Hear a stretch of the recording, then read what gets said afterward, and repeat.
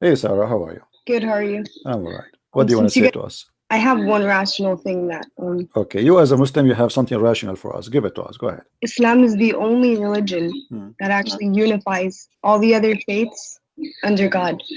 That is a big fat lie, my friend. I'll tell you why, right? That's a big fat lie. Show it to me. Here we go. It's a challenge in front of it. I'm not insulting you. I'm just saying whoever told you that, he lied to you.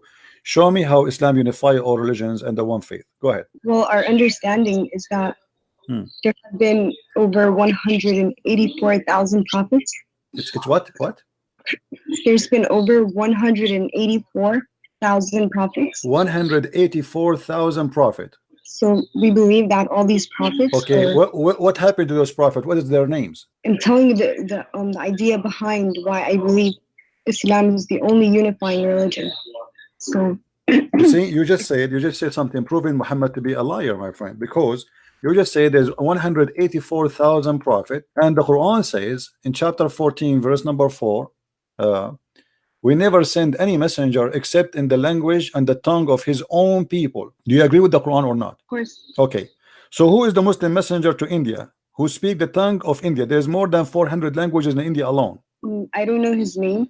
I'm just giving you the general idea. So from all the 400 nation languages ethnic group in India, you could not find me one person? Isn't it weird? You know, even though I don't know the names of the prophets. But this is not the problem. This is not the issue. The issue is that you are you're taken into consideration as a fact when it is something cannot be proven. I cannot say now that I have a God who sent to every nation. He sent 1 million messenger. Okay, what? Give me a name of them. I cannot. That's mean I'm fabricating a lie. Did the Hindu mention any prophet is a Muslim prophet before? No.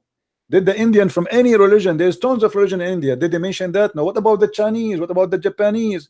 What about all the Asian nation? Where is those messengers? Nobody heard of them. Did your God Allah he send a messenger to the Indian in America and North America or South America? So this is a big fat lie. This is alone is a proof to us that Islam is a false religion. Secondly, when you say that Allah he sent 184,000 messenger, but yet still he cannot make us Muslims, this means he's a big failure. No, he's not a failure. I'll tell you listen, why. Listen, lady. When he sent 184,000 messenger, did he send books with them? I don't know. Okay, that's mean that you have a God who have a library, and this library have 184,000 book, but only one book the Muslim claim is left on this library. Your God is the worst librarian ever in history. He could not preserve the 184,000 books, and he lost all of them except one. That is the Quran. How we can trust this God to be God? Imagine you have a guy, you give him a key for a building, and he have inside this building 184,000 book, and then we come back after many years, and then we open the building and we find that in this building there's only one book in the shelf. How funny this guardian for the book is. He will spend the rest of his life in jail, and nobody will believe that he lost them. People will believe that he is corrupt and he sold them in the black market. Don't you agree? No. What do you mean no? Where is the 184,000 prophet books? What happened to them? All of them, they're gone. Well, you know, some Jamaicans, they also had a prophet. Oh, the Jamaican, they have a prophet. Okay, what his name? His name was Muhammad. No. They had their religion is called Rastafarian, right? Yeah, Rapso. Yeah. Okay. What does it have to do with Muhammad, with Allah? You see, you are mixing things up. The Jamaican, they believe in voodoo and many crazy stuff. Don't go there. Listen, lady. Is it true that Aisha, she said that your Quran was eaten by a goat? Yeah, I didn't really study hadiths. I study the Quran alone. Okay. I mean, I'm not like as smart as you when it comes to hadith and stuff. So did the Quran, was the Quran a victim of a goat, and the goat ate the Quran? Okay. Why Allah, he is God, yet he could not stop a goat from eating the book of God? I mean, this is not an army. This is not CIA. This is not a KGB. It's just a poor goat. How the goat ate the book of Allah? Well, humans have a part to play too. It's not just God is going to do everything for us. We have to put our... No, but this is not true, because the Quran says that Allah is going to preserve the Quran. That can be a good scenario if your God did not open his mouth and he said, Inna alayna jam'uhu wa Qur'anahu. It is on us to collect the Quran and to recite the Quran. So as long Allah He is the one who promised that He will collect the Quran, then we cannot accept anyone, to say to us what you said, because He said, I'm going, it's on me, it is on me. Who? Allah. Inna alayna jam'uhu wa qur'anahu, chapter 75 verse number 17. So you cannot say to me, oh, we have a duty as a human to protect the Quran, because Allah He confirmed that this is His duty. No, I'm saying from the goat and like from kids or from something that, if we have a Quran, we put it on the shelf. I don't know how it got how you can preserve the Quran if the goat ate it already? Can you recite for me the verses which the goat ate? You cannot. That's it. It's in the belly of the goat now. And until now we could not find this goat. It's missing. If you go to the FBI website, you will see in the front page it says the big name wanted. If you go, this is in America. If you go to Saudi Arabia, until now you will see that goat picture is there, because until now it's missing, and we need to find desperately those verses. Did you know that the way it's preserved is through memorization? My friend, what preserved? Can you recite for me the verses which was in which the goat ate? Can you? Here we go. I'm listening to you. You preserve it by memorization. Tell me the verses which the goat ate. No. Okay, so what are you saying? That the goat ate a part and now it's not there? Yes, it's not there. It's not there. It says that there is the verses of 10 times breastfeeding for adult. Your God Allah, mashallah, He allow you as a woman, with my respect to you, I'm not trying to insult you, don't take me wrong, but this is what it says, that Allah He allow you as a woman to give your breast to a strange man, and he will suck it 10 different times, and he is satisfied, and then after that you are lawful for him to be with him next to him in the same couch. It's not there. Show me the verse. Here we go. I'm gonna see it. Well, we can't find this verse. That is not what Allah said. Sorry?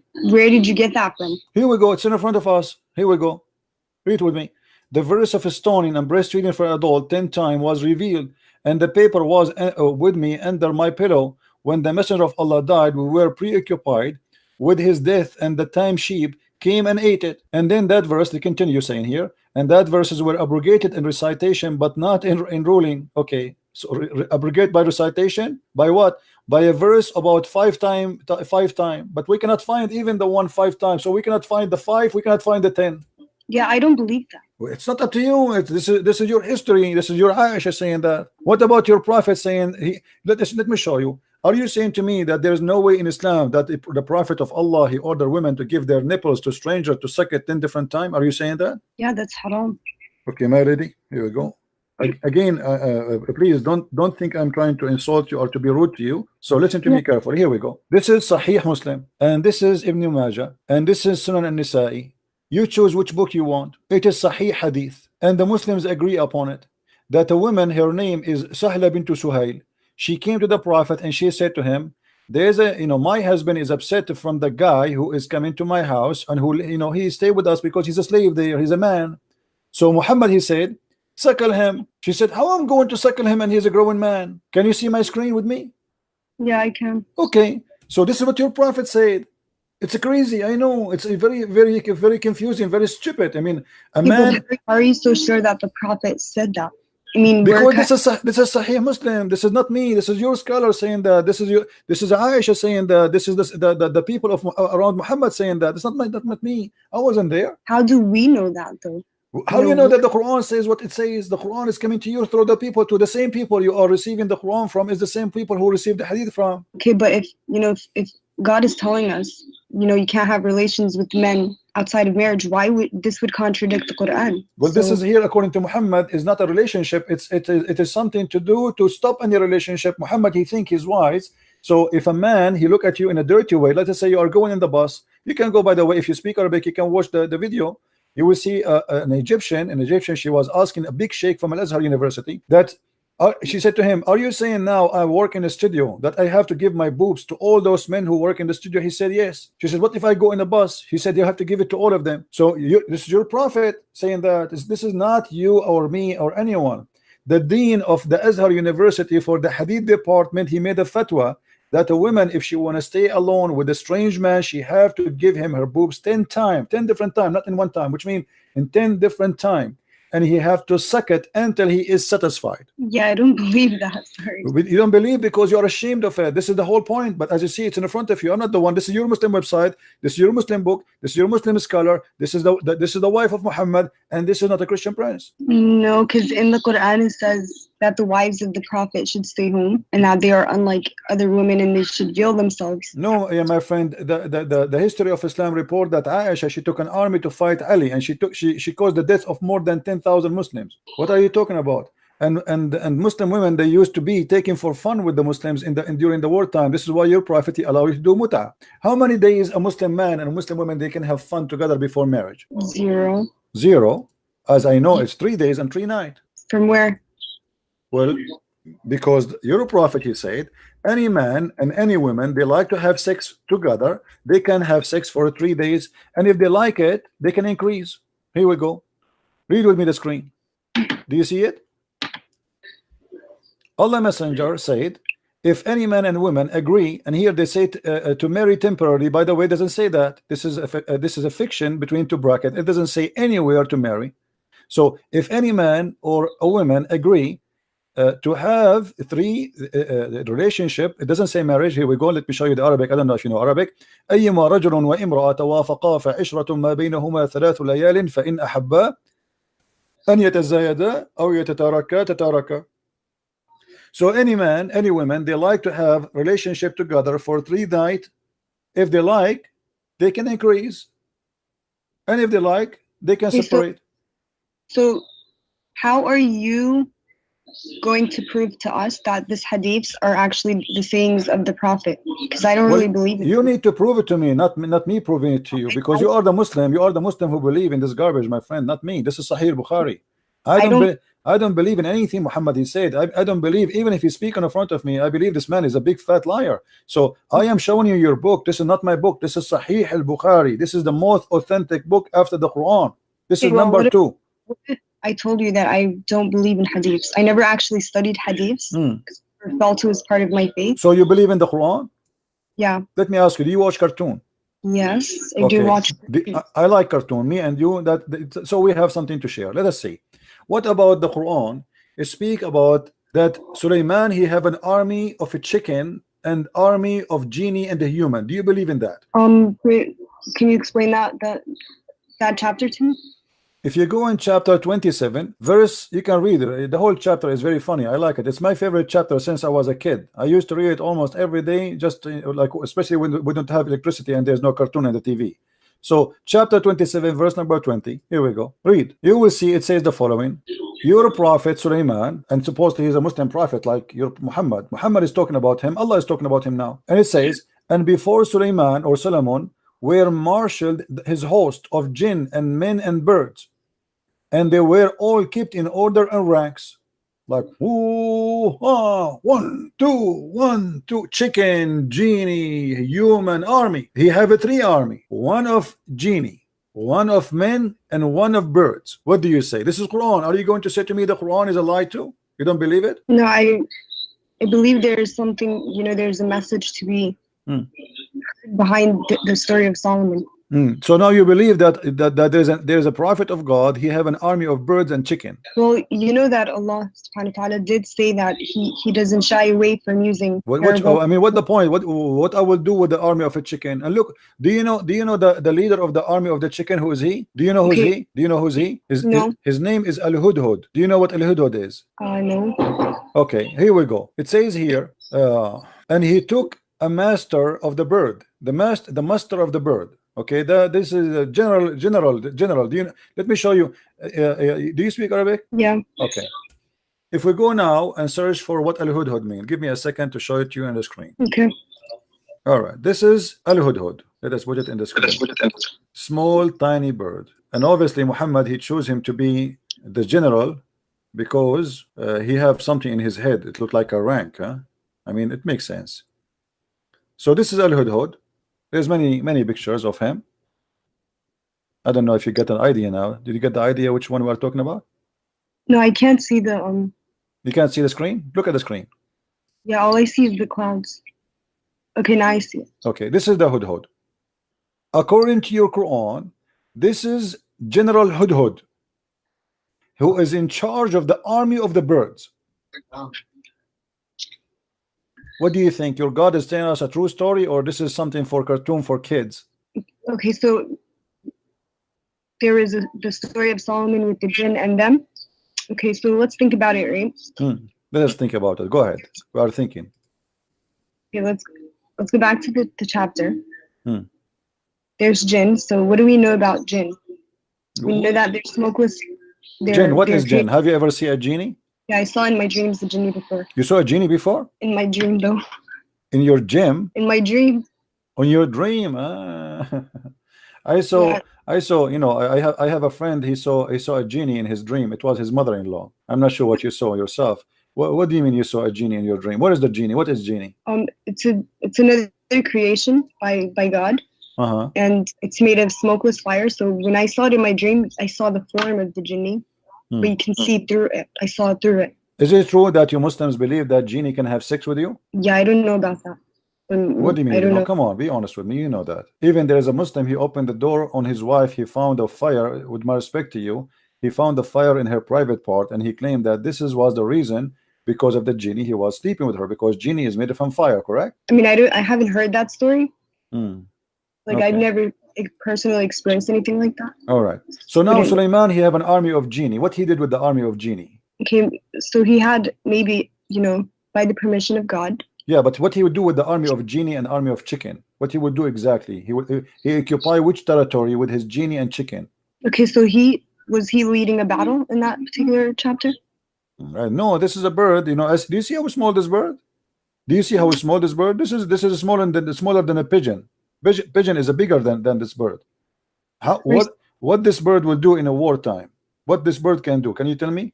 He will go and kill the small mosquito. What he would do? If there is a lot of them, they can do some damage. Yeah. Man, yeah. But do you know what this bird is about? This bird, according to your God, he have a special qualification. He can see and find women who have no hair in their legs. Really? Yeah. Which I want to buy one, because until now I'm single and I cannot find a woman she don't have hair in her legs. So I want to get one like this. If you know somebody he can sell those birds, please. I want to buy one, because I'm desperately looking for a woman. She have no hair in her legs. This is the only one who can do that. If Allah says so, must be true. Are you laughing? Okay, so anyway, so Solomon. Sarah, let us do this, Sarah. You said to me that you as a Muslim, why you are a Muslim? I mean, look at this. This is can't you tell this is really crazy? I mean, what kind of God? Who is going to believe those? Like, have you heard that Sulaiman, he heard the speech of the ant? Did you hear about that story? That Sulaiman, he heard the speech of the ant. Yeah, the one where. Okay. Do you know that the ants don't talk? The ants don't have a speech. Ants are mute. So how Sulaiman he heard the speech of the ant? How he can hear it? Ants are mute. Well, ants they communicate by chemical and by vibration only. They don't talk. Look here what it says. So when Sulaiman walked with his host, his army, one of the ants in the valley of ants. By the way, my house in the Middle East is about like 20 kilometers from the valley of ant. We are neighbors. So when he arrived there, one of the ant, when he arrived to the lowly valley of ants, one of the ants said, "O ye ants, get into your habitation, lest Solomon and his host," which mean the army of chicken and the genie, "crush you under his foot without knowing it." So he smiled, amused at her speech. How Sulaiman how he can hear the speech of the ant if the ant are mute? Well, if God, God had to give him that ability. Do you know how many ants in the valley of ants? How he can hear only one ant? What is the secret behind that? I mean, only one ant spoke. There's like a million ant in there, and there's only one ant she spoke, and she said, "Hide." What about the rest of the ants? What they said? Takbir? But I'm saying that if just like Isa, Jesus, he was given powers by God. So the same thing with Solomon's ability. Okay, why Isa have power by God and his power about resurrecting people from death, making the blind see. But Sulaiman, he have a power of things nobody see. It's just fiction, obviously, like a flying carpet. Flying carpet. Sulaiman have a flying carpet. Flying carpet can carry 600,000 chairs. Do you really believe in flying carpets, Sarah? Be honest with me. You believe in flying carpet? A flying carpet? Yeah. No. You don't believe in flying carpet? What do you mean? I saw it in Alibaba. It's true. Well, I've never seen a carpet flying, so I don't know. I saw it in the cartoon. It's true. As long as it's in the cartoon, must be true. So are you saying to me that you will not believe in a flying carpet if I show it to you now, a cartoon? No. I mean, I'm really surprised. I thought cartoon is the best way to make you believe in something. Well, hold on. You just said that you don't believe in a flying carpet, but this is in the Quran. Yeah, but I'm saying that, you know, Allah did tell us that some of the stories are metaphorical, or, you know, they're no, those are not metaphorical. Those are not metaphorical. This is about the flying carpet, and we can show you what even your prophet said about them. There's nothing metaphorical. You know, Sulaiman ar-rihu asifa tajri bi amrihi, chapter 21, verse number 81. If we go, just to show you, I'm not making things up, I will go to the interpretation to show you what interpretation says. So you will see that Christian Prince, he have nothing to say from his own. Okay, let us go. Here we go. And to Sulaiman we subjected the wind strongly. Ragging means we subjected a strong wind to Sulaiman. Tajri bi amri, he running from his command towards the land which he blessed, meaning the land of Asham. Okay, let us see what does that mean. And if everything, we are all knower. Allah saying he had a mat made of wood. Who had that carpet? Sulaiman. Made of what? Made of wood, which he would place all the equipment of his kingship, horses, camels, tents, and troops, and then he would command the wind to carry it, and he would go, which means the wind go underneath it, and would carry him aloft, shading him and protecting him from the heat. So Sulaiman now he's flying with the flying carpet, and he put all his kingdom. The whole kingdom is a flying. This is not a Boeing 777. This is bigger, 600,000 chair only. This is chairs, plus all the animals, plus all the chickens, plus all the elephant, all the horses, all the war equipment, everything in the top of the flying carpet. And then in the top of him, there's the birds who fly to keep him in shade.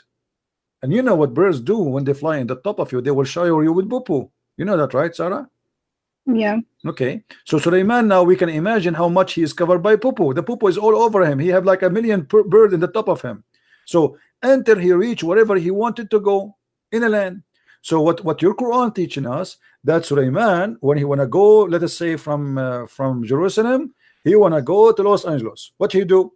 He say, the flying carpet come. The flying carpet, the flying carpet come, and all his army jump in the flying carpet, and they put the 600 chairs there, and they put all the camels, the horses, and everybody, come on, takbir, Allahu Akbar, everybody go on the top of the flying carpet, and we go to Los Angeles. What do you think? This is a true story. So I think that the message of that story is that God gives powers to whom he wills. You know, so for Solomon, it would be the control of, you know, the wind, the jinn. What else did he do? So you really believe in the flying carpet. I remember just 5 minutes ago when you told me you don't believe in flying carpet. Now you are saying you believe in the flying carpet. Told you okay, so the message of it is that God gives powers to whom he wills. Yeah, but this is not power. This is flying carpet, my friend. This is not power. This is a flying carpet. What power? This is a flying carpet. Do you really believe in flying carpet? Do you believe that there is somebody can fly with his kingdom? We fly in airplanes today. I bet you the people but airplane is not a flying carpet. There's an engine and there is etc. and cannot carry 600,000 chairs. 600,000 chairs is bigger than a city. Yeah, but we're capable of building an airplane, and no one knew that before. Hold on, but there is a huge difference between this and that. You know, this is a flying carpet. You order it by order. Hey, flying carpet, the flying carpet carry you, and all the kingdom is carried. This is cannot be true. Why the Jews? The book of the Jews, the Bible, did not mention the flying carpet of Suleiman? I mean, why they are hiding it? What do you think? Do you think the Jews, they saw it in auction? They cut it apart and they saw it. Why the Jews in their holy book did not tell us about the carpet of Suleiman?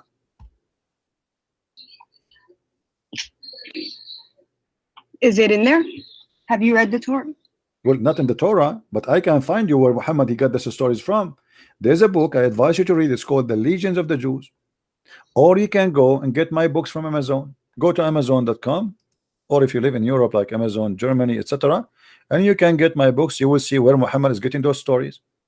Muhammad is copying a story from the Legions of the Jews, which is not a true. It's just a fiction. The Jews, they used to tell it to their kids about the glory of Solomon, the glory of David, the glory of their rabbis, the glory of their kings. It's a fiction story. Muhammad, he took it, he put it in his Quran, and he said, this is from my God, this is a true story. But those stories they used to tell in their kids. Yeah, but what I was going to say to that. Yeah, but obviously this is a lie. As an example, in the Quran there is a story about the 7 sleepers in chapter 18. 7 sleepers. Everybody knows that this is a story written by a Christian. He is from Syria. His name Bishop Yaqub, and he wrote a story for the youth to encourage them to handle the discrimination. It's a fiction story. See, that's my point, is that there's, behind the stories, whether in the Torah, the yeah, Bible, but your God, the problem is your God, he take the story from this guy, which is a fiction story, and he speak about it as if it's real story, and he claims it's coming from Allah. Imagine I write a book, imagine Shakespeare, he write a book, and then your God, he take the story, he says, I am the one who wrote the book of Shakespeare.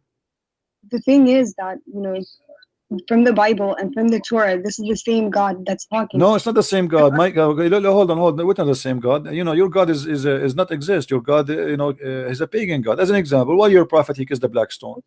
Why your prophet he kissed the black stone?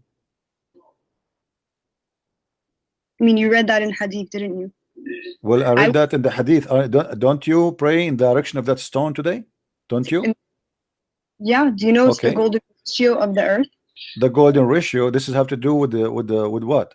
That's a sign for mankind. This is a sign for mankind. What? This is the Trinity. Golden ratio is 1 to 2. That's means Trinity. Do you Muslim believe in the Trinity?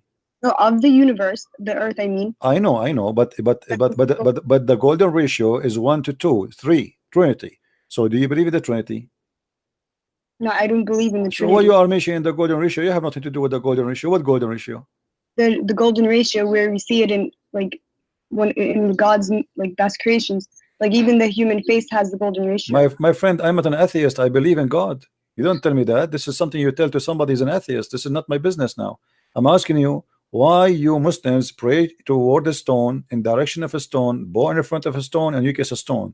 If you are a person who worship the God of Abraham, the God of Moses, and you don't believe in the paganism, why you kiss stones and go around the stone and bow down in front of a stone? Tell me.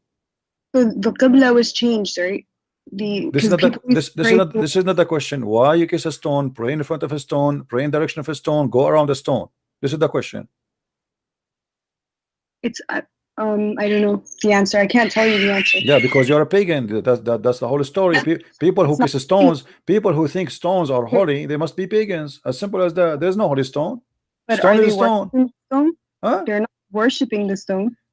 So why you kiss the stone? Tell me. You don't worship the stone, so why you kiss the stone? People kiss food. No, this is okay. Hold on. I kiss food. I kiss food as a symbolic for being thankful for God because I eat it. Okay, do you eat the stone? No. Okay, so why you kiss the stone? Give me the reason. I kiss my mother as an example. I kiss her hand. Huh? Does that mean I worship my mother? No, but this is my mother. Why you kiss the stone? She is your mother? I think people, kiss it because they love the prophet. And why the prophet kiss it? Okay, people they kiss, guys. This is a good answer. She's smart. People they kiss the stone because they love the prophet. Okay, why the prophet he kissed the stone? I don't know why he did that.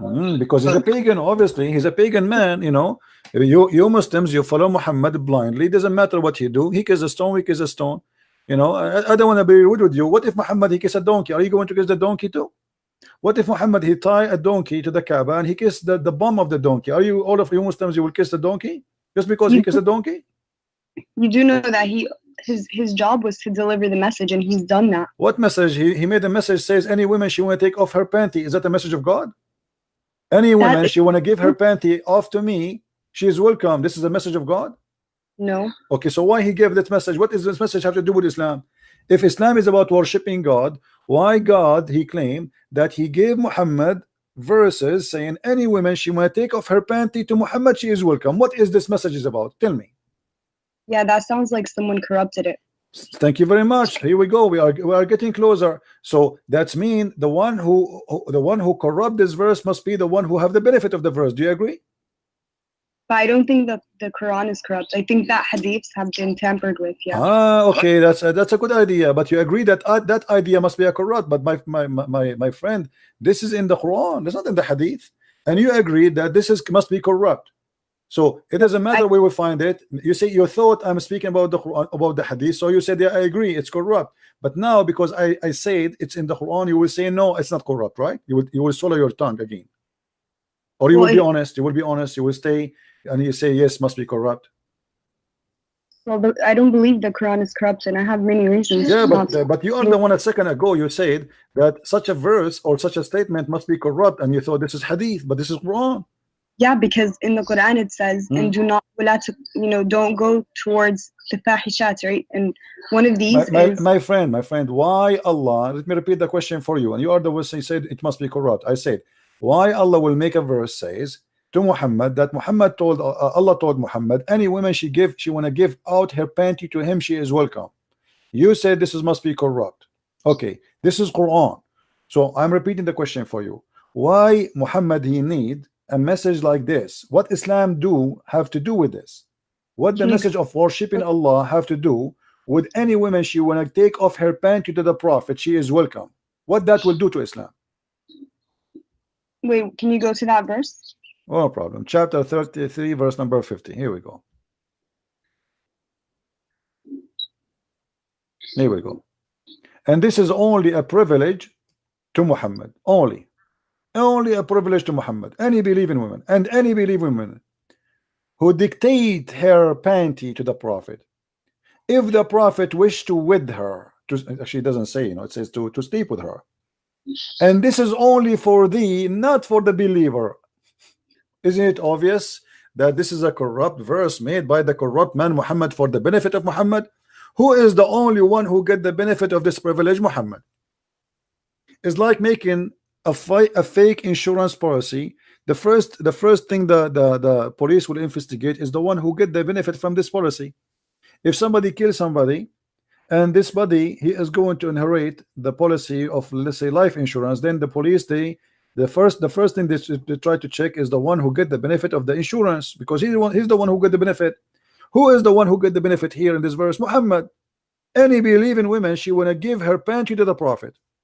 Why God? What Islam have to do with this message? What Allah have to do with this message? That any woman she can give her panty to the Prophet. I think that says so.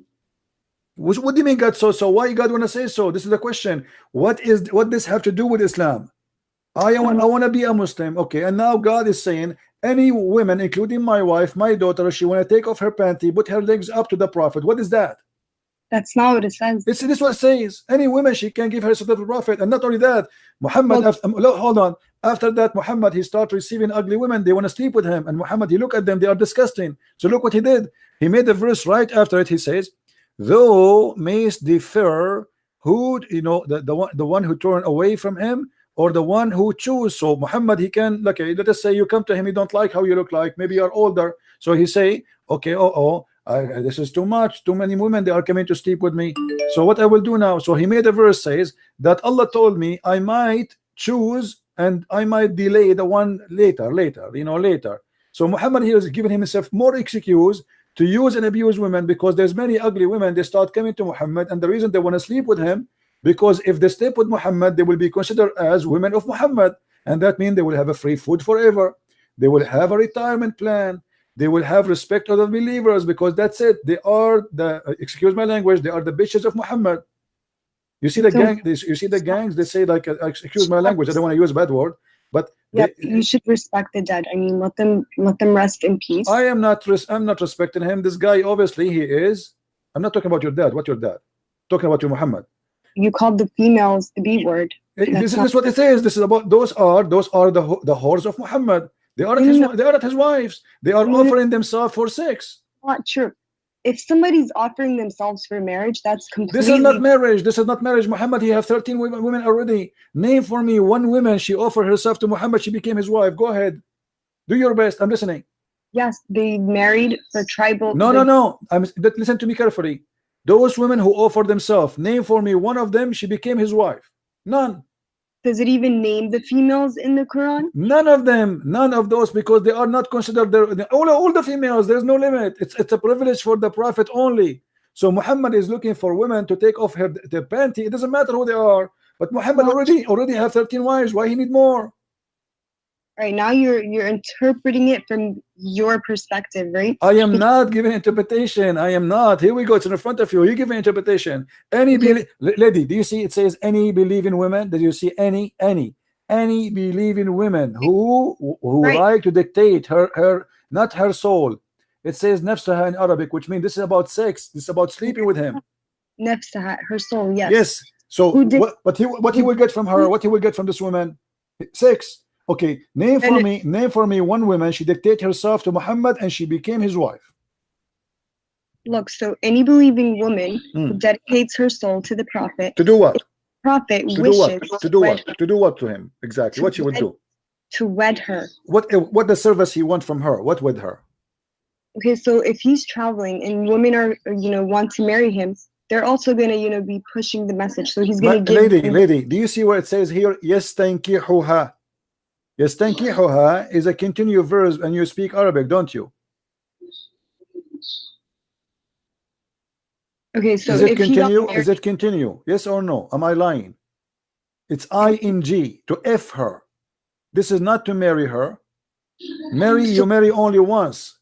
Okay, so why does it say if the Prophet wishes to wed her? What does that mean? What is with her? There's no with her here. Same time, name for me one woman of those women who offered themselves. He with her. He slept with her, yes, but not even one of them became his wife. Otherwise, name one for me.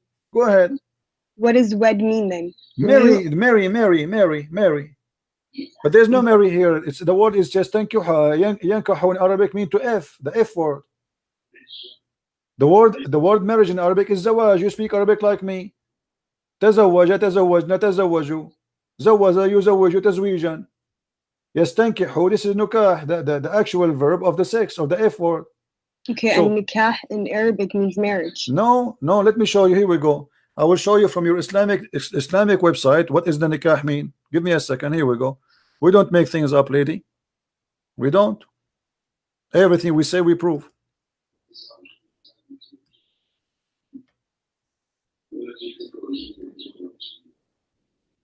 Means like marriage contract. Well, from my understanding. This is alislam.org website. Do you see the top? This is not a Christian website. All right, alislam.org. I think it's clear for you, right? Yeah, I don't see it. I see the clouds right now. Okay, do you see it now? Maybe it take time to come to you.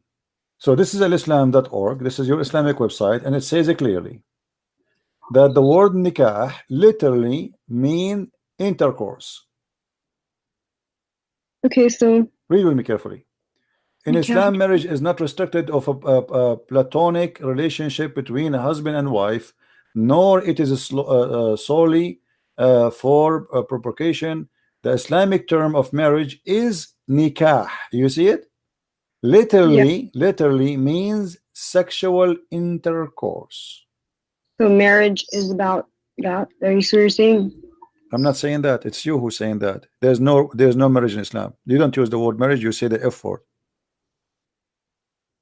We, as an Arabic Christian, we use the word zawaj.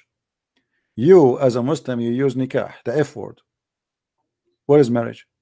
So this is the same word is in the Arabic Quran. It says just tankihuha, which means to do intercourse with her. Thank you very much. Okay. So any Muslim women, she want to do intercourse with the Prophet. Why?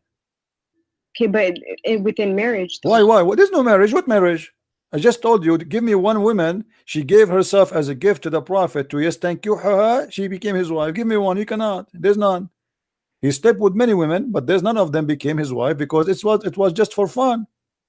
Now, why Allah he need to make a verse for Muhammad that any believing woman she can give her panty to the Prophet? What is the benefit of Islam for that? Muhammad already is not a single man. You see, if Muhammad was a single man and he's trying to find Muhammad a woman to marry him, I will say, okay, the guy he is trying to find a woman to marry him, to be with him.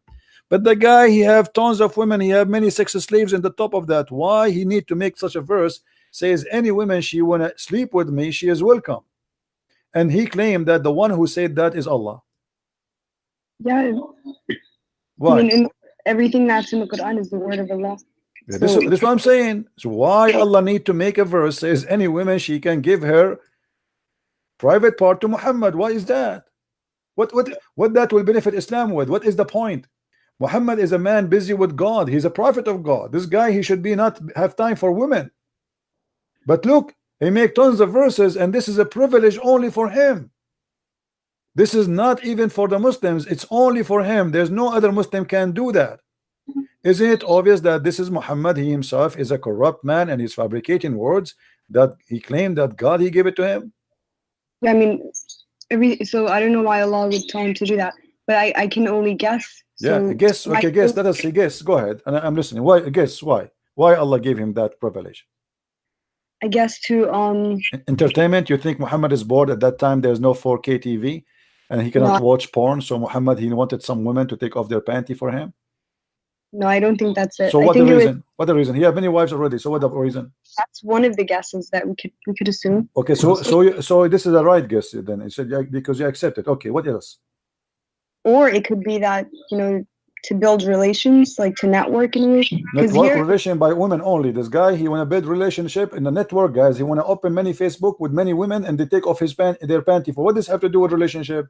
Do you know how important women are? Like they play such a huge role when it comes to communities. Aren't you the one who told me a second ago that women they have to stay at home?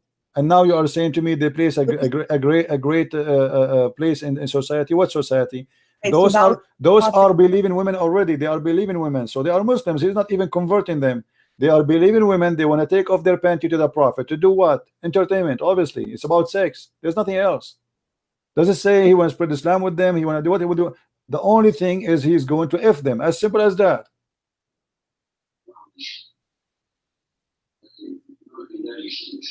I mean, that's what it is. Yeah, that's what it is. Thank you very much. I agree. That's what it is. Muhammad is a person who is taking advantage of him claiming to be a prophet, using the poor people around him, having sex with their women.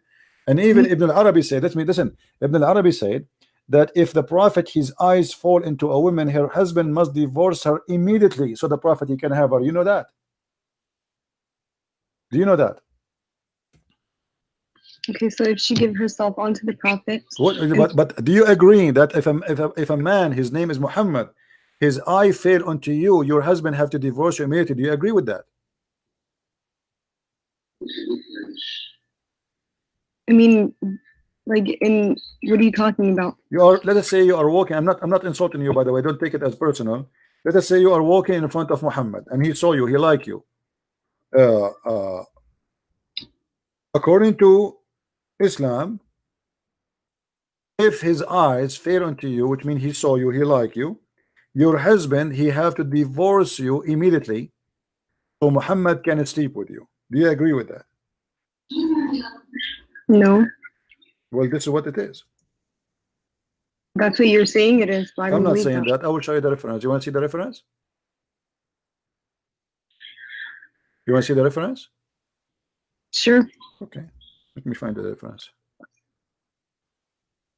All right. This is the official government website of the Kingdom of Saudi Arabia, and this is Tafsir al-Qurtubi. I'm sure you are. You know what al-Qurtubi is, right? No. You don't know what al-Qurtubi is? He's a big scholar in Islam. Anyway, this is the Saudi Kingdom, the Saudi Arabia Kingdom website. All right, very well known website. This is Tafsir al-Qurtubi, and here Ibn al-Arabi is speaking about the privilege of the Prophet, and he is saying there's 16 of them. All of them, or most of them, is about women and sex with women, or with money. Look what he say here.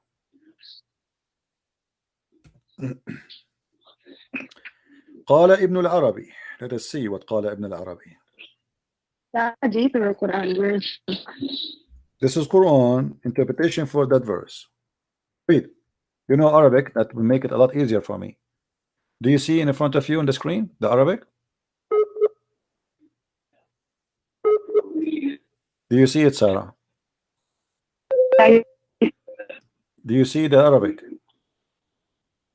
I see it. Okay, does it say إذا وقع بصره على امرأة وجب على زوجها طلاقها وحل له نكاحها? How disgusting that is. You just said you don't accept that. If Muhammad, he look at you and he like you, your husband must divorce you immediately. So the Prophet, he can, with my respect to you, he can sleep with you. What do you say? Interpretation or Sorry, say again. I lost you. What you said? where in the Quran that is? This is the interpretation for the Quran. It says it clearly that if the Prophet of Allah, his eyes fall into a woman, her husband, he must immediately divorce the woman, so the Prophet, he can F her immediately. Why? I know, but can you tell me which chapter in the Quran that is, so I can read it for myself? This is the same chapter we are talking about, lady. You know, you are not listening to me. This is the same chapter. Listen, this is the same chapter, chapter 33, verse number 50, and this is Tafsir al-Qurtubi, and this is the official government website of the Kingdom of Saudi Arabia. Let me show you the banner, so you will see I'm not making things up. This is Tafsir al-Qurtubi, and here I will show you the Saudi Arabia banner address. Here we go. All right. Do you see it? Do you see the screen?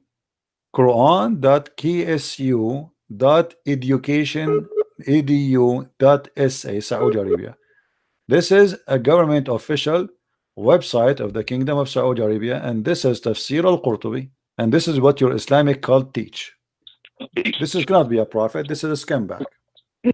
Sarah, my friend, allow me to call you my sister. Maybe you are my younger sister. My sister, I invite you to leave this cult. This cult is disgusting. Muhammad cannot be a prophet of God. There's no way a man, he have a dignity. He will force a man to divorce his wife just because he look at his wife and he like her. That is disgusting. That is satanic. That is cannot be a prophet of God. Did you hear me, Sarah? I invite you to leave this cult, Sarah. There's no way, and you are the one who said you don't accept that. You said that to me. You don't accept that because you have dignity, because you are a good woman. You don't accept that. This is disgusting. A good woman like you don't fit here. This is not a religion for you, Sarah. What kind of a prophet you would do that? So I invite you, Sarah, to leave this cult. This is not a good. This is not a religion. This is a scam. This is a sex monster. This is a guy who want to take advantage of you. Did you decide to leave Islam, Sarah, or not yet? Did you decide to leave Islam? Say yes. Leave this cult. This is satanic. It's obvious. Go and follow the holy Jesus, the holy name. Follow the holy Christ, who never commit a sin. Why in the world you want to follow such a man and you ignore the best of the best, the Messiah, the Messiah, the best of everyone? There's no one like him. Why you want to follow a man like this? What kind of a man? This guy is not even qualified to work a gardener for you. You don't even trust him to be in your house. Your husband will not even trust him to be alone with you. Sure, he was known as trustworthy. Say again what? One who is trusted. Say again what? He was known as an Amin. What Amin? This is Amin? Did you hear the story of your prophet? He went to his own son and he flirted with the wife when she's married to him. What Amin? Amin mean trustworthy. Muhammad, he went to Zainab. Listen, what I mean? Muhammad, he went to Zainab when the husband was not there, and he flirted with Zainab, and he said to her, "Praise be to Allah, the one who made my heart flip for you." This is trustworthy. What kind of trustworthy? Imagine I go to visit you, and I am your father-in-law, and then when I see you, I flirt with you, and then you tell your husband, and then I take you from your husband, and then I sleep with you.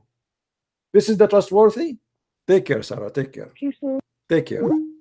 Muhammad is trustworthy. If this is trustworthy, what trust garbage is? Hey, stay Shadi, how are you? You want to call me? By the way, Shadi, in Iraq, Shadi mean a monkey. I don't know what you mean by calling yourself monkey. I am making up stories. I show it in the screen. Everybody see that whatever I speak of, I show it in the screen. I never say something without proof. She speak Arabic and she saw it and she read it. Who's next? Who's next? Who want to prove to me that Muhammad is anything to be even qualified to work in the post office? Muhammad is not qualified to work in the post office because we cannot trust him to deliver the letters. He will open them, he will steal what is inside, especially if it's pictures for women. If you work for Amazon, there's no delivery for lingerie ever will arrive to any woman in the world. He will open the boxes, he will sniff the panties, and he will keep them at home. Who's next? I am the Christian prince, and none of you Muslims dare to debate me. You see, I was speaking to this girl, very nice, very kind, and I'm going down to her level. Show me that you can do better. Who is a Muslim can do better? Why liar? Why liar? Here we go. Let me show you. You are saying to me I'm liar. Your prophet was accused by you Muslim that he stole an underwear. Do you want to show you that?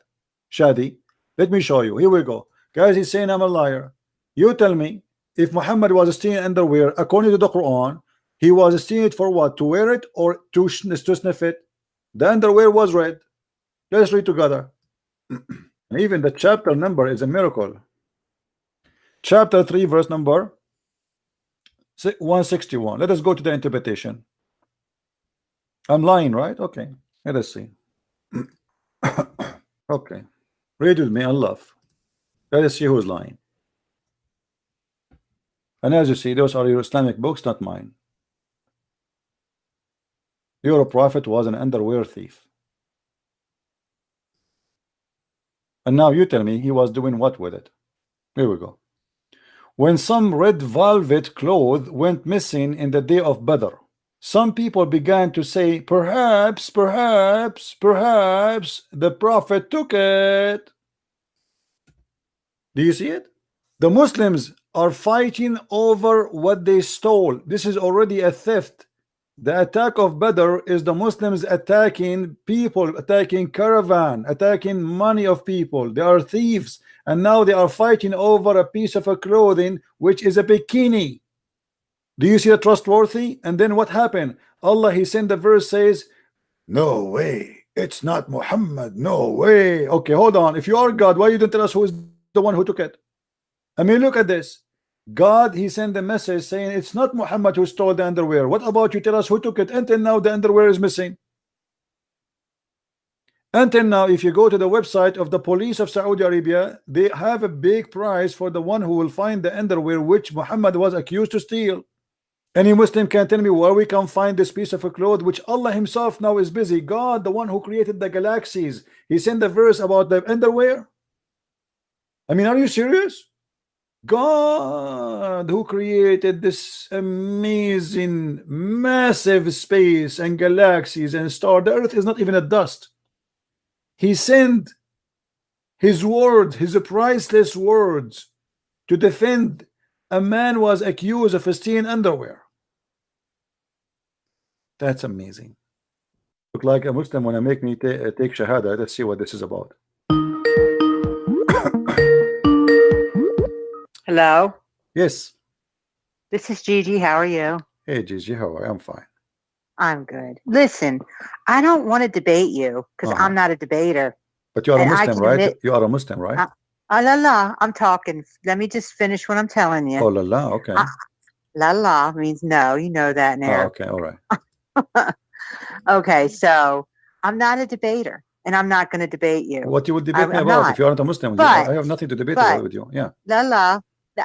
Let me talk. Let me talk. But my friend, who is a very knowledgeable Muslim, who can debate you sitting in a car with nothing, wants to debate you, and you refuse to do that on Facebook Live. I don't understand why. What you Facebook? Can't debate anywhere. I don't do broadcast on Facebook. I do it here. All my people listening are here. Why he don't come here? Why don't call me in Skype? Well, he do not need to go anywhere. What about call me in Skype? He can do live in Skype in YouTube in Facebook. He can do it in Facebook. But the reason why you don't want to do that is because you don't want to leave your stuff. Your copy and paste stuff? And all like this. What stuff? What copy? I have to show my reference on the screen. Hold on. I have to show my reference. Is it about talking or about proving? Is it about talking or proving? I have to show the reference on the screen. Why don't you show your face? Facebook? Hold on. Is Facebook is internet or it's not? I thought you weren't rude. You are rude. You are rude. You are saying you are accusing me. I cannot leave my place. Who are you? What do you know about me? What place? What place? Do you want me to sit with him in his car? Why want to go to his car? Do we have a date? I didn't say go to his car. So where I will go? Where I will go? You're being, see, you don't know what you're talking about. Where I will go to debate him? Tell me where I will go to. Where Gigi? Where I will go to debate him? Tell me where I will go to debate him. Go ahead. You can go. You have a page on Facebook and filled with lies and rude and crazy stuff about Islam. I'm a Christian before. Yeah. I know. Listen. What you're doing. Let us prove who is the liar. Prove to me one lie I said in Facebook. Go ahead. Prove to you. I don't have to prove anything. You have to prove it because when you say somebody is lying, you have to prove him a liar. Aren't you the one saying to me that there's a guy he can get me busted? Listen. You both of you are a piece of garbage because if you are truthful in what you are saying, what I'm talking about. You are a piece of garbage because if you are not, you will not accuse me of lies, but you cannot prove it. When you accuse somebody of lies, when you accuse, I don't respect you. I don't respect you. Get lost. I don't respect you when you cannot prove me to be a liar. When you say to somebody you are a liar, and I say to you, show me one lie I said, you said I don't have to prove it. That's because you are a scumbag. How stupid are you? I want you to prove that we lie in Facebook. Go ahead. Who is a Muslim? You have the courage to call me. Here we go. I just received a message from a person who decided to leave Islam. I will not show all his name. I will show a part of his message. I don't even have him in my list. Do you see it? People are leaving Islam for a very simple reason. It's a garbage. When a Muslim, he says to me, you are posting lies, and then he don't dare to call me to show me the lies. Obviously everybody knows who is the liar. Muslims are leaving by thousands Islam because of my videos, and this is why you are so angry and so upset. You say he's lying, but you cannot show where is my lies. Then who is the liar? Who is next? Who want to leave Islam? Who is a Muslim want to call me and show me that I am lying? Look, this guy, he's saying the stone is not worship. We kiss the stone to what? Hold on. We kiss the stone because Muhammad BBBUH did. I mean, look how stupid the answer is. Guys, when I say every Muslim is stupid until he proved the opposite, I am not insulting. Here we go. We kiss the stone because Muhammad BBBUH he kiss it. Okay, why he kiss it? Why he kiss it? Hello. Yes. Hello, CP. Yes, my friend, I hear you. I was talking to you earlier about what's it called? The justification for things done in the past, like whether in the Quran or the Bible. Yeah, but this is not the time. I want to take Muslim calls. They are trying to call me. Please go ahead. Don't call me for now. Let us see what the Muslims want to say.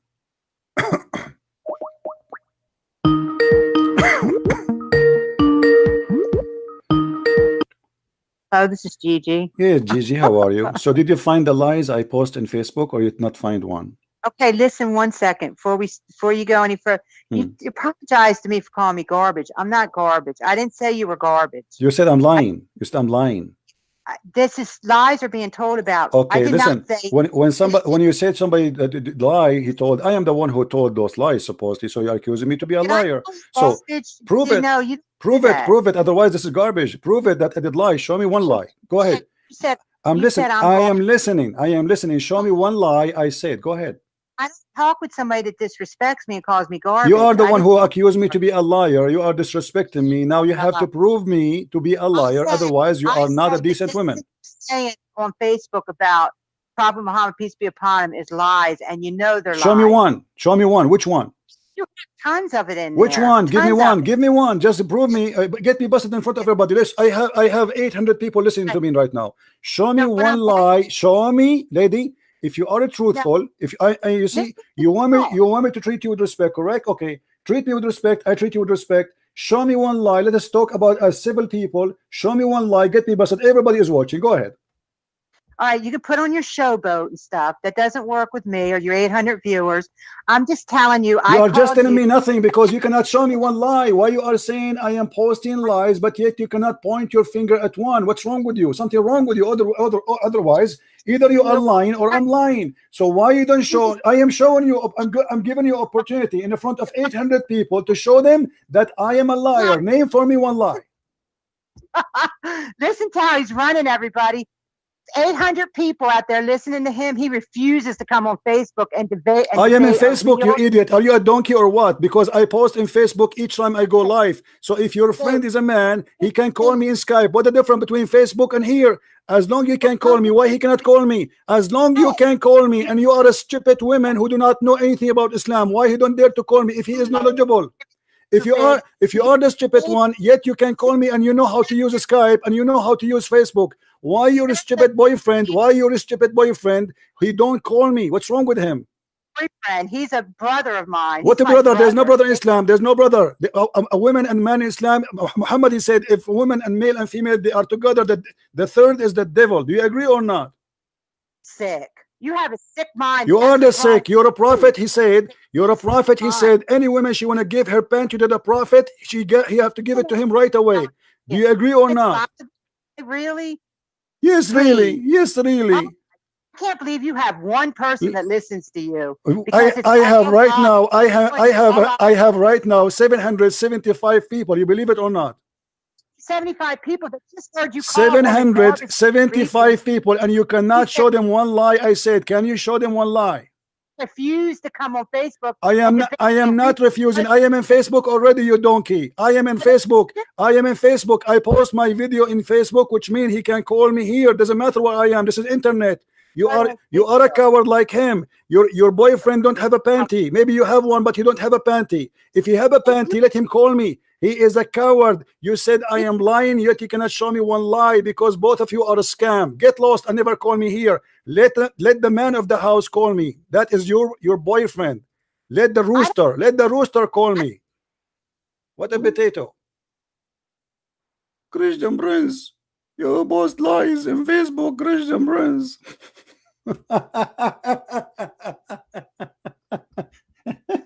Okay, what is the lie I posted in Facebook? Can you show me one? I'm not going to debate you, Christian Prince, you know. By the way, I might convert to Islam and you might be one of my 4 roommates. You must be stupid to believe in Islam. How a woman, she can even accept Islam for a second unless she is really mentally ill. How a woman, she can agree that a man, he can beat her as if she is a goat unless she is mentally ill. This is your Quran. Let us see what Islam says about you women who is a Muslim. Chapter 4 verse number 34. Christian Prince, you are lying. Christian Prince, I show in the screen everything I say. Prove me wrong. And this is your books and those your websites. You are lying. Christian Prince, I'm going to hit you with my bra.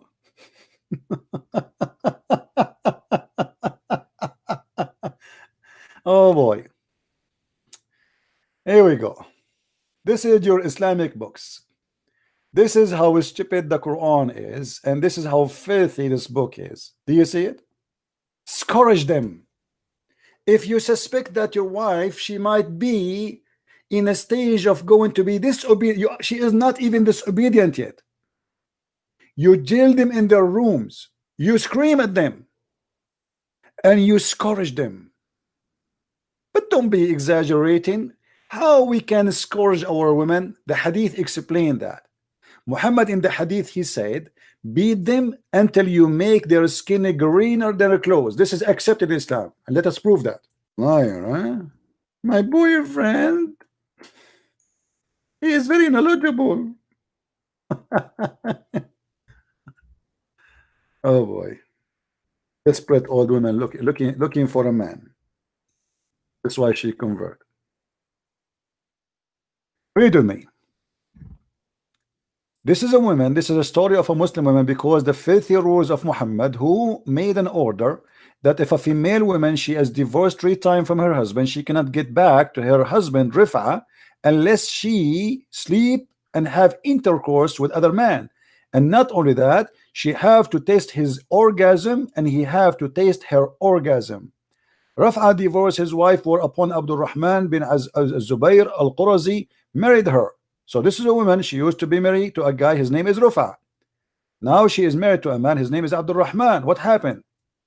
Aisha said that a lady came wearing a green veil and complained to her of her husband and showed her a green spot in her skin caused by beating.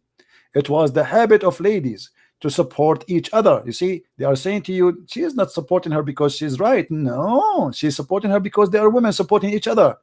So when Allah Messenger came, Aisha said, I have not seen any suffering women women suffering as much as a believing women. So Aisha here confirmed that a Muslim woman, she is the worst in life. She have no good life. She is suffering the worst.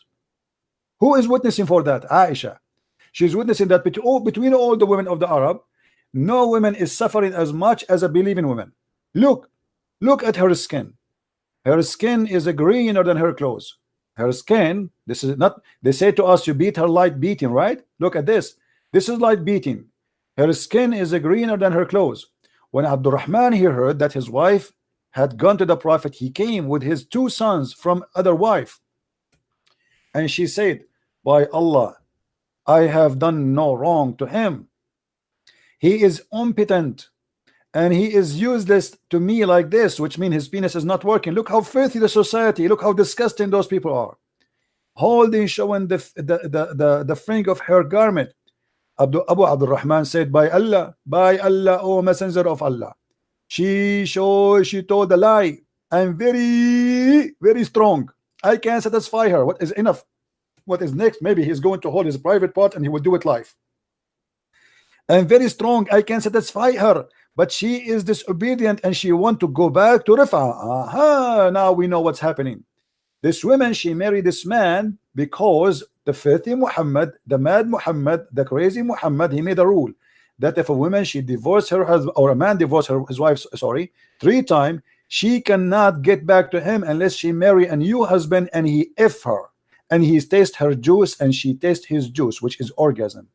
And then and only then she can go back to the husband. So now this woman, she married this new man, but she don't want to sleep with him. She wants him to get back as a tool to get back to the previous husband. So look what happened. Allah Messenger said to her, if that is your intention, then know that it's unlawful for you to remarry Rafa unless Abdul Rahman, he tastes your juice. You see in the translation they say until he has sexual relationship. What kind of religion making a rule that a woman, she cannot go back to her husband unless she goes sleep with the new man, and that man, he have to test her orgasm and she have to test his orgasm hatta yadhuqu asilatuki until he tastes your orgasm. This is a prophet of God. And not only that, the man, he did beat the hell of his wife, and then Muhammad, he sponsored him by beating your wife. It's lawful for you. Did Muhammad say why you beat your wife? No. He was against the women and he judged for the man that he's right. He said to her, if this is your attention, you should know it's not lawful for you. And as you see, Muhammad is taking the side of the man perfectly. So we beat the women, we make her skin greener than her clothes. And yet they say to me, you are lying. Where is my lies? I'm showing you everything I say, and this is the reference. Prove me wrong. Why you don't put the information in context? Sarah, she is saying that. Okay, Sarah. Let's see what Sarah will say. Of his wife, and then Muhammad, he sponsored it. Hello? Yes, Sarah, you said I am not putting things in context. What does that mean? Everything has a context. Like okay, what is the context that I can beat my wife until I make her skin greener than her clothes, and then I say that you have to sleep with a new husband so you can go back to the old husband? Go ahead.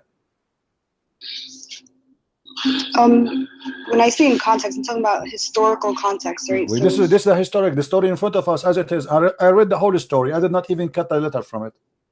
Right. So you do know that with Islam came the revolution of everything. Like what? Women quickly gained rights and inheritance in. That's false. That's false. That's false. That's false. That's false. That's false. Women is before Islam, they inherit everything. Not only that, they used to be very rich. As an example, Muhammad himself, he used to work for Khadija. Is that true? Yeah, but she was a widow, right? She is a widow, which means she inherited her husband. Is that correct? She inherited everything from her husband. Yes. So this is she was not a Muslim woman. Is that correct? I guess. Okay. So women, right? they have their right, and not only that, she was the boss of Muhammad. Is that correct? Right. Okay. So she have right, and she is a businesswoman. She have an inheritance. She is independent. She is the boss. What is next? Islam make the women wear a veil, became inside the box. And you are the one who said to me when you called me first time, you said that the wives of the Prophet, they have no right to go around, they have to stay home. Didn't you say that to me? But before Islam, women, she was a queen. Women, she was a leader. Women, she was a counselor. Women, she was a businesswoman, as an example, Khadija herself. So Islam destroy you and make you just a sex toy. Where's your that? What is your proof? You are the one who just told me before that the wife of the Prophet, they have to stay home. No. Your proof that Arabia was this kind of.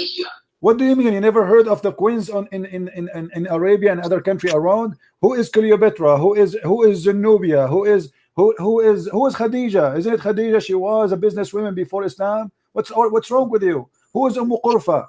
Who's there is many famous women in the history of Arabia. What are you talking about? There's many queens. So those are women, even the Quran speak about Sulaiman flying all the way from Jerusalem over the flying carpet to see the Queen of Sheba. The Queen of Sheba, not the King of Sheba. So after Islam, where is the Queen of Sheba?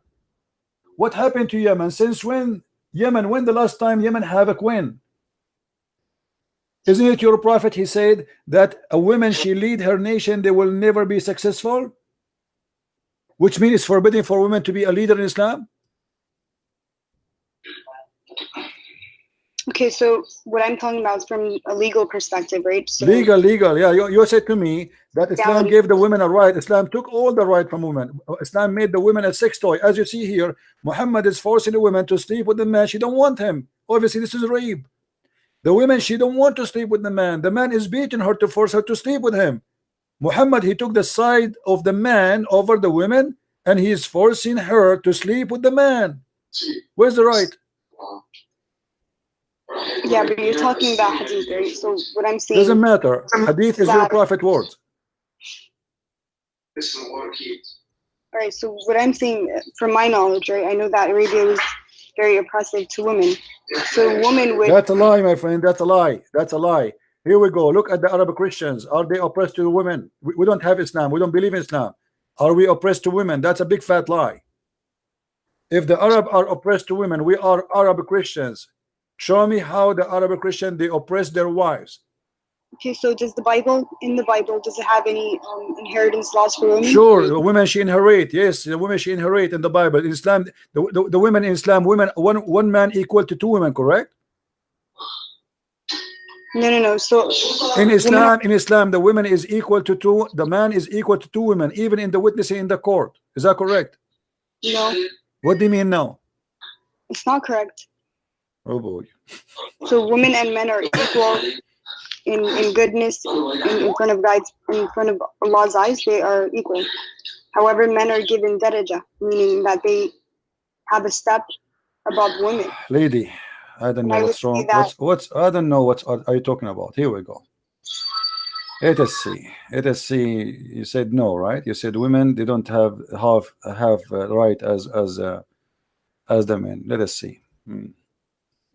All right, let us go to the Quran and see what the Quran says about women. You said it's not true that women, she don't inherit equal to the man.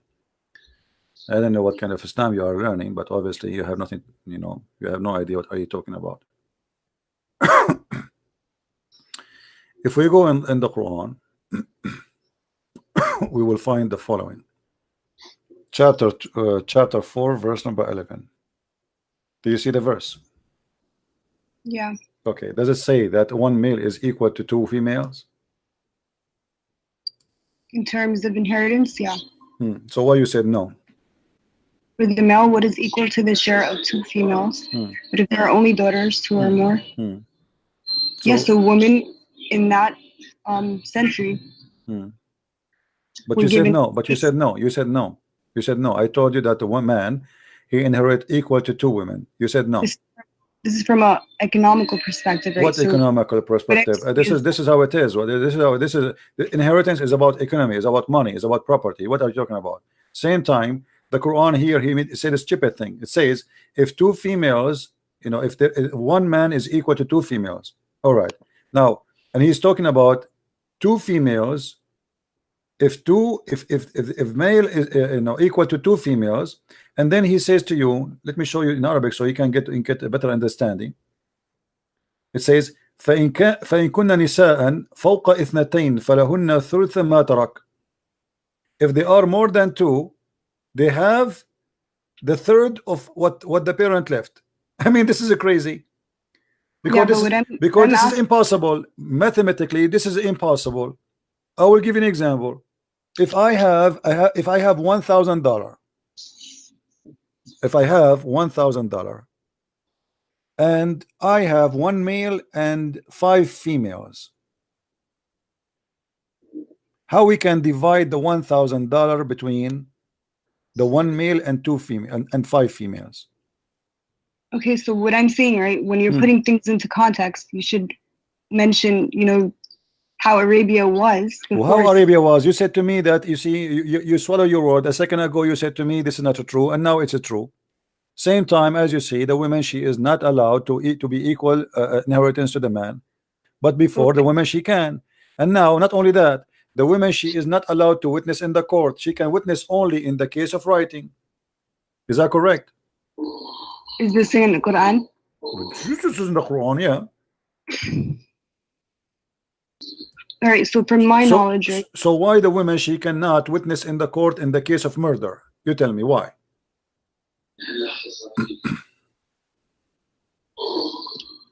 What is the wisdom? Where is that in the Quran? Well, the Qurans make it clear that women, they can witness only in the case of borrowing money. As simple as that.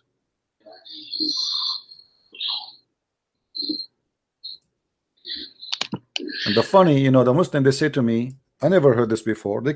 Each time I say something to them, they told me I never heard this before. يا أيها الذين آمنوا إذا تداينتم بدين إلى أجل مسمى فاكتبوه ليكتب بينكم, etc. And it says here, go down. فإن لم يكن رجلين فرجل وامرأتان مما ترتضون. Read it. Only in the case of money borrowing, a woman, she can be a witness, and 2 women equal to 1 man. As simple as that.